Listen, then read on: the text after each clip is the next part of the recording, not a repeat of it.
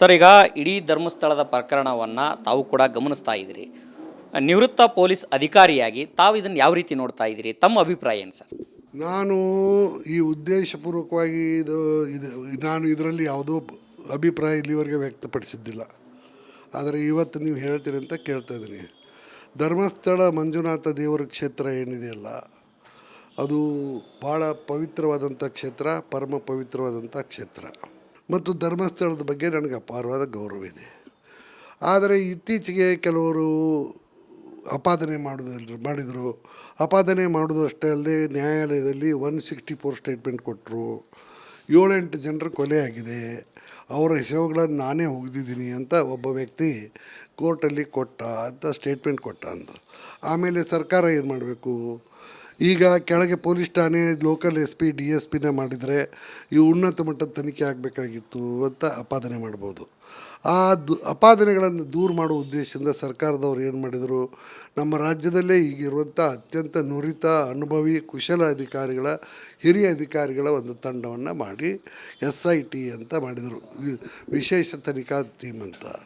ಮತ್ತು ನ್ಯಾಯಾಲಯದ ಮುಂದೆ 164 ಸ್ಟೇಟ್ಮೆಂಟ್ ಕೊಟ್ಟಾಗ, ಗುರುತರ ಅಪರಾಧ ಇರುವಾಗ ಈ ದೇಶದ ಕಾನೂನಿಗಿಂತ ಯಾರೂ ದೊಡ್ಡವರಲ್ಲ. ಹಾಗಾಗಿ ತನಿಖೆ ಮಾಡಬೇಕಾದದ್ದು ಪೊಲೀಸ್ ಇಲಾಖೆ ಕರ್ತವ್ಯ, ಸರ್ಕಾರದ ಕರ್ತವ್ಯ. ಅದಕ್ಕೆ ಸೂಕ್ತವಾದಂಥ ಸಮರ್ಪಕವಾದಂಥ ತನಿಖೆ ವ್ಯವಸ್ಥೆಯನ್ನು ಸರ್ಕಾರ ಮಾಡಿದೆ. ಈಗ ತನಿಖಾ ತಂಡ, ವಿಶೇಷ ತನಿಖಾ ತಂಡ ಈಗ ಅದನ್ನು ತನಿಖೆ ಮಾಡ್ತಾಯಿದೆ. ತನಿಖೆ ಮಾಡಲಿ. ಈಗ ಧರ್ಮಸ್ಥಳದಂಥ ಒಂದು ಅತ್ಯಂತ ಪವಿತ್ರವಾದ ಕ್ಷೇತ್ರದ ಬಗ್ಗೆ ಸುಳ್ಳು ಆಪಾದನೆಗಳು ಸಾಮಾಜಿಕ ಜಾಲತಾಣದಲ್ಲಿ, ಮಾಧ್ಯಮದಲ್ಲಿ ಹರಿದಾಡುವುದು ಒಳ್ಳೆಯದಲ್ಲ. ಅವಕ್ಕೊಂದು ಇತಿಶ್ರೀ ಹಾಡಬೇಕಾದದ್ದು ಅವಶ್ಯಕತೆ ಇದೆ. ಆ ಇತಿಶ್ರೀ ಹಾಡಬೇಕಾದ್ರೆ ಅವು ಎಷ್ಟೇ ಬೇಜವಾಬ್ದಾರಿ ಇರ್ಬೋದು, ಒಬ್ಬರ ಪ್ರಕಾರ, ಇನ್ನೊಬ್ಬರ ಪ್ರಕಾರ ಅಸಂಬದ್ಧ ಇರ್ಬೋದು, ಇನ್ನೊಬ್ಬರ ಪ್ರಕಾರ ತಡಬೀಳದೇ ಇರ್ಬೋದು. ಅವು ಆಪಾದನೆಗಳು ನ್ಯಾಯಾಲಯದ ನೀತಿಯ ಪ್ರಕಾರ 164 ಸ್ಟೇಟ್ಮೆಂಟ್ ಕೊಟ್ಟ ಮೇಲೆ ಅದರ ಬಗ್ಗೆ ಸಮರ್ಪಕವಾಗಿ ತನಿಖೆ ಮಾಡ್ತಕ್ಕಂಥದ್ದು ಪೊಲೀಸ್ ಇಲಾಖೆ ಕರ್ತವ್ಯ. ಆ ಕರ್ತವ್ಯವನ್ನು ಈಗ ಅವ್ರು ನಿರ್ವಹಿಸ್ತಾ ಇದ್ದಾರೆ. ಒಂದು ವೇಳೆ ಈ ತನಿಖೆ ಕಾಲಕ್ಕೆ ಯಾರಾದರೂ ತಪ್ಪು ಮಾಡಿದ್ದಾರೆ, ಅಪರಾಧ ಮಾಡಿದ್ದಾರೆ ಅಂತ ಅನಿಸಿದರೆ ಅವ್ರಿಗೆ ಶಿಕ್ಷೆ ಕೊಡಿಸ್ತಕ್ಕಂಥ ಕೆಲಸವನ್ನು ತನಿಖಾ ತಂಡ ಮಾಡುತ್ತೆ. ಒಂದು ವೇಳೆ ಯಾರಾದರೂ ಉದ್ದೇಶಪೂರ್ವಕವಾಗಿ ಆಪಾದನೆ ಮಾಡಿದರೆ, ದುರುದ್ದೇಶದಿಂದ ಆಪಾದನೆ ಮಾಡಿದರೆ ಅವ್ರ ಮೇಲೆ ಏನು ಕ್ರಮ ಕೈಗೊಳ್ಳಬೇಕು ಅದನ್ನೇ ಕ್ರಮ ಕೈಗೊಳ್ತದೆ. ಒಮ್ಮೆ SIT ತಂಡದ ತನಿಖೆ ಪೂರ್ತಿ ಆದಮೇಲೆ ಸತ್ಯ ಹೊರಗೆ ಬರುತ್ತೆ ಮತ್ತು ಈ ಥರದ ಆಪಾದನೆಗಳಿಗೆ, ಈ ಥರದ ಒಂದು ಪರಿಸ್ಥಿತಿಗೆ ಕೊನೆ ಆಗುತ್ತೆ. ಕ್ಯಾಮ್ರಾ ಪರ್ಸನ್ ಮಧು ಜೊತೆ ಹನುಮಂತ ದುರ್ಗದ್, ಆರ್ ಕನ್ನಡ, ಬೆಂಗಳೂರು. ಸರ್, ಈಗ ಇಡೀ ಧರ್ಮಸ್ಥಳದ ಪ್ರಕರಣವನ್ನು ತಾವು ಕೂಡ ಗಮನಿಸ್ತಾ ಇದ್ದೀರಿ. ನಿವೃತ್ತ ಪೊಲೀಸ್ ಅಧಿಕಾರಿಯಾಗಿ ತಾವು ಇದನ್ನು ಯಾವ ರೀತಿ ನೋಡ್ತಾ ಇದ್ದೀರಿ? ತಮ್ಮ ಅಭಿಪ್ರಾಯ ಏನು ಸರ್? ನಾನು ಈ ಉದ್ದೇಶಪೂರ್ವಕವಾಗಿ ನಾನು ಇದರಲ್ಲಿ ಯಾವುದೋ ಅಭಿಪ್ರಾಯ ಇಲ್ಲಿವರೆಗೆ ವ್ಯಕ್ತಪಡಿಸಿದ್ದಿಲ್ಲ. ಆದರೆ ಇವತ್ತು ನೀವು ಹೇಳ್ತೀರಿ ಅಂತ ಕೇಳ್ತಾ ಇದ್ದೀನಿ. ಧರ್ಮಸ್ಥಳ ಮಂಜುನಾಥ ದೇವರ ಕ್ಷೇತ್ರ ಏನಿದೆಯಲ್ಲ, ಅದು ಭಾಳ ಪವಿತ್ರವಾದಂಥ ಕ್ಷೇತ್ರ, ಪರಮ ಪವಿತ್ರವಾದಂಥ ಕ್ಷೇತ್ರ. ಮತ್ತು ಧರ್ಮಸ್ಥಳದ ಬಗ್ಗೆ ನನಗೆ ಅಪಾರವಾದ ಗೌರವ ಇದೆ. ಆದರೆ ಇತ್ತೀಚೆಗೆ ಕೆಲವರು ಆಪಾದನೆ ಮಾಡಿದರು. ಆಪಾದನೆ ಮಾಡೋದು ಅಷ್ಟೇ ಅಲ್ಲದೆ ನ್ಯಾಯಾಲಯದಲ್ಲಿ 164 ಸ್ಟೇಟ್ಮೆಂಟ್ ಕೊಟ್ಟರು.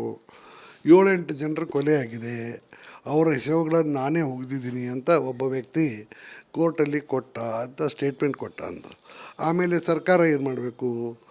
ಈಗ ಕೆಳಗೆ ಪೊಲೀಸ್ ಠಾಣೆ ಲೋಕಲ್ SP DSPನೇ ಮಾಡಿದರೆ ಈ ಉನ್ನತ ಮಟ್ಟದ ತನಿಖೆ ಆಗಬೇಕಾಗಿತ್ತು ಅಂತ ಆಪಾದನೆ ಮಾಡ್ಬೋದು. ಆ ಆಪಾದನೆಗಳನ್ನು ದೂರ ಮಾಡೋ ಉದ್ದೇಶದಿಂದ ಸರ್ಕಾರದವ್ರು ಏನು ಮಾಡಿದರು? ನಮ್ಮ ರಾಜ್ಯದಲ್ಲೇ ಈಗಿರುವಂಥ ಅತ್ಯಂತ ನುರಿತ ಅನುಭವಿ ಕುಶಲ ಅಧಿಕಾರಿಗಳ ಹಿರಿಯ ಅಧಿಕಾರಿಗಳ ಒಂದು ತಂಡವನ್ನು ಮಾಡಿ SIT ಅಂತ ಮಾಡಿದರು, ವಿಶೇಷ ತನಿಖಾ ಟೀಮ್ ಅಂತ. ಮತ್ತು ನ್ಯಾಯಾಲಯದ ಮುಂದೆ 164 ಸ್ಟೇಟ್ಮೆಂಟ್ ಕೊಟ್ಟಾಗ, ಗುರುತರ ಅಪರಾಧ ಇರುವಾಗ ಈ ದೇಶದ ಕಾನೂನಿಗಿಂತ ಯಾರೂ ದೊಡ್ಡವರಲ್ಲ. ಹಾಗಾಗಿ ತನಿಖೆ ಮಾಡಬೇಕಾದದ್ದು ಪೊಲೀಸ್ ಇಲಾಖೆ ಕರ್ತವ್ಯ, ಸರ್ಕಾರದ ಕರ್ತವ್ಯ. ಅದಕ್ಕೆ ಸೂಕ್ತವಾದಂಥ ಸಮರ್ಪಕವಾದಂಥ ತನಿಖೆ ವ್ಯವಸ್ಥೆಯನ್ನು ಸರ್ಕಾರ ಮಾಡಿದೆ. ಈಗ ತನಿಖಾ ತಂಡ, ವಿಶೇಷ ತನಿಖಾ ತಂಡ ಈಗ ಅದನ್ನು ತನಿಖೆ ಮಾಡ್ತಾಯಿದೆ. ತನಿಖೆ ಮಾಡಲಿ. ಈಗ ಧರ್ಮಸ್ಥಳದಂಥ ಒಂದು ಅತ್ಯಂತ ಪವಿತ್ರವಾದ ಕ್ಷೇತ್ರದ ಬಗ್ಗೆ ಸುಳ್ಳು ಆಪಾದನೆಗಳು ಸಾಮಾಜಿಕ ಜಾಲತಾಣದಲ್ಲಿ, ಮಾಧ್ಯಮದಲ್ಲಿ ಹರಿದಾಡುವುದು ಒಳ್ಳೆಯದಲ್ಲ. ಅವಕ್ಕೊಂದು ಇತಿಶ್ರೀ ಹಾಡಬೇಕಾದದ್ದು ಅವಶ್ಯಕತೆ ಇದೆ.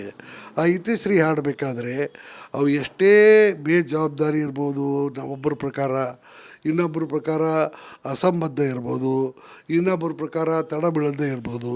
ಅವು ಅಪಾದನೆಗಳು ನ್ಯಾಯಾಲಯದ ನೀತಿಯ ಪ್ರಕಾರ 164 ಸ್ಟೇಟ್ಮೆಂಟ್ ಕೊಟ್ಟ ಮೇಲೆ ಅದರ ಬಗ್ಗೆ ಸಮರ್ಪಕವಾಗಿ ತನಿಖೆ ಮಾಡ್ತಕ್ಕಂಥದ್ದು ಪೊಲೀಸ್ ಇಲಾಖೆ ಕರ್ತವ್ಯ.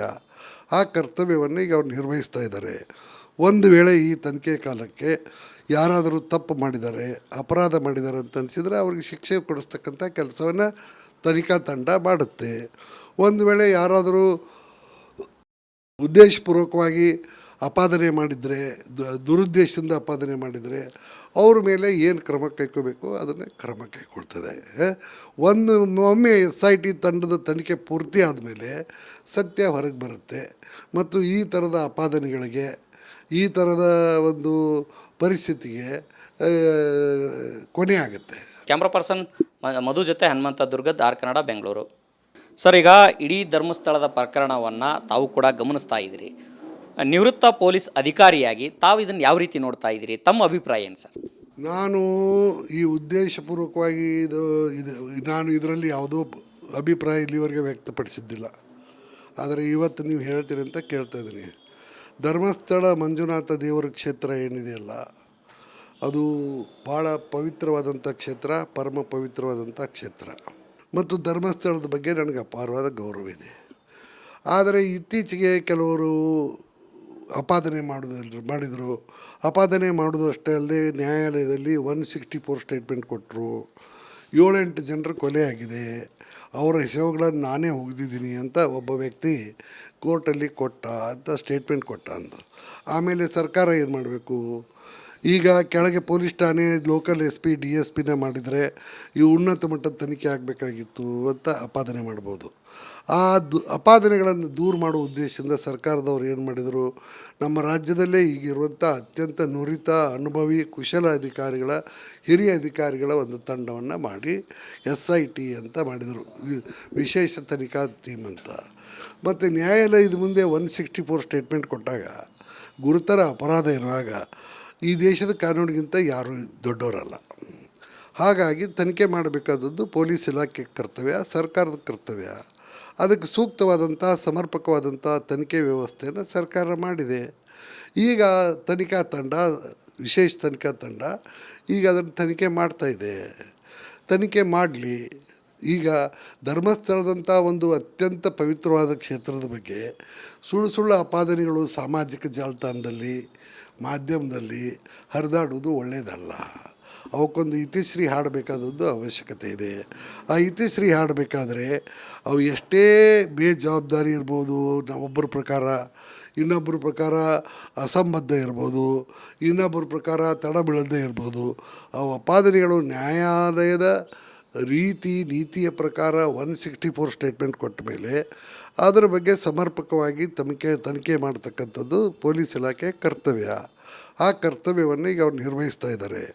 ಒಂದು ವೇಳೆ ಈ ತನಿಖೆ ಕಾಲಕ್ಕೆ ಯಾರಾದರೂ ತಪ್ಪು ಮಾಡಿದ್ದಾರೆ, ಅಪರಾಧ ಮಾಡಿದ್ದಾರೆ ಅಂತ ಅನಿಸಿದರೆ ಅವ್ರಿಗೆ ಶಿಕ್ಷೆ ಕೊಡಿಸ್ತಕ್ಕಂಥ ಕೆಲಸವನ್ನು ತನಿಖಾ ತಂಡ ಮಾಡುತ್ತೆ. ಒಂದು ವೇಳೆ ಯಾರಾದರೂ ಉದ್ದೇಶಪೂರ್ವಕವಾಗಿ ಅಪಾದನೆ ಮಾಡಿದರೆ, ದುರುದ್ದೇಶದಿಂದ ಅಪಾದನೆ ಮಾಡಿದರೆ ಅವ್ರ ಮೇಲೆ ಏನು ಕ್ರಮ ಕೈಗೊಳ್ಳಬೇಕು ಅದನ್ನು ಕ್ರಮ ಕೈಗೊಳ್ತದೆ.